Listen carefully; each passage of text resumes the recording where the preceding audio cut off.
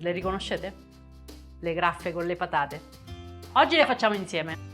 Prima cosa mettiamo a lessare le patate con un peso complessivo di circa 150 grammi. Dovranno bollire per circa 15 minuti. Comunque, per controllare la cottura le infilziamo con una forchetta. Se sono cotte si infilzerà facilmente e le possiamo scolare. Ecco, le patate sono pronte. Le ho lasciate intiepidire e le ho sbucciate. Ho preparato in una ciotola 550 g di farina, meglio se metà Manitoba, metà 00, e aggiungo 7 g di lievito di birra disidratato con 2 cucchiaini di zucchero che servono per aiutare la lievitazione. Do una bella mescolata, mi preparo una ciotola e facciamo l'impasto. Gli rompiamo 2 uova,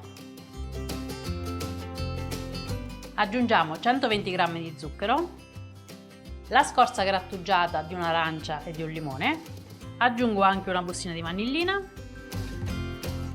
e le patate che schiaccio con uno schiacciapatate.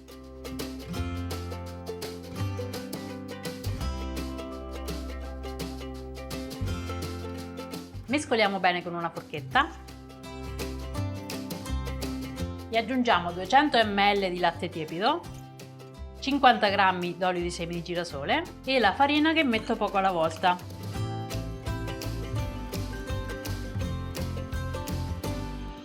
Quando l'impasto diventa più consistente, possiamo continuare a lavorare con le mani. L'impasto adesso è abbastanza consistente, quindi lo portiamo sul piano di lavoro.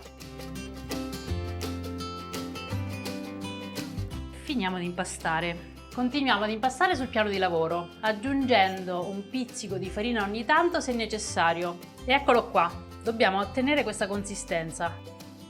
Vedete com'è morbida? E adesso lo mettiamo a lievitare. E lo mettiamo a lievitare in una ciotola. Faccio un'incisione a croce, copro con pellicola.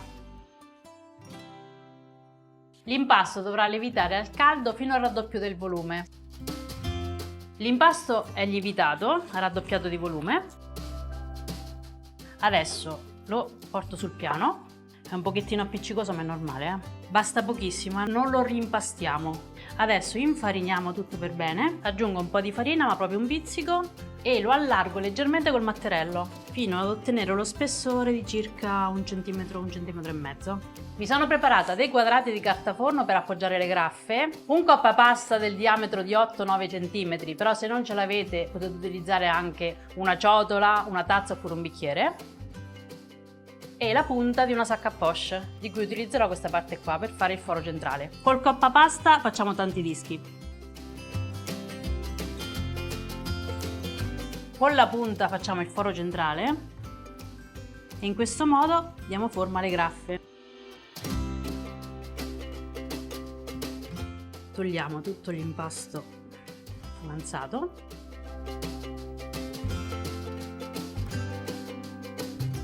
Mi sono preparata una teglia per appoggiarle. Adesso prendo un pezzettino di carta forno e appoggio le graffe direttamente qui sopra.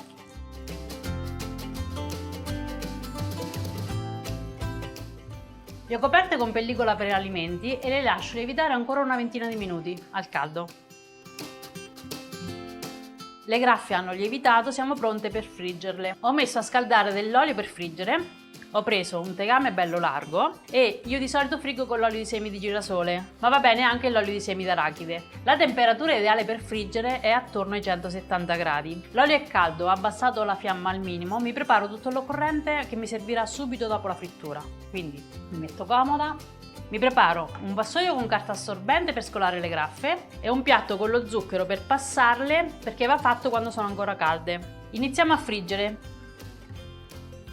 Ne metto 4 alla volta. Dopo qualche secondo, quando iniziano a friggere, il foglio di carta si stacca facilmente e lo tolgo. E con una pinza rimuovo facilmente la carta forno. Quando iniziano leggermente a dorarsi, le giro una prima volta.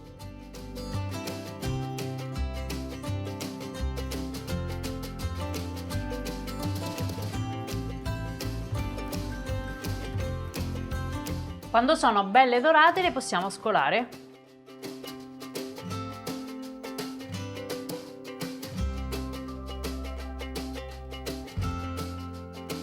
A questo punto continuo a friggere le altre e passo queste nello zucchero.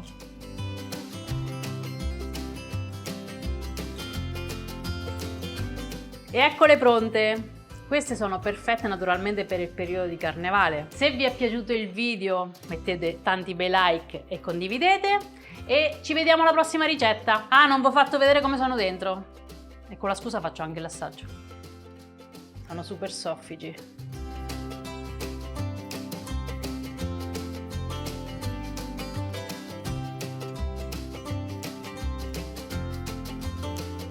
Il problema con queste è fermarsi.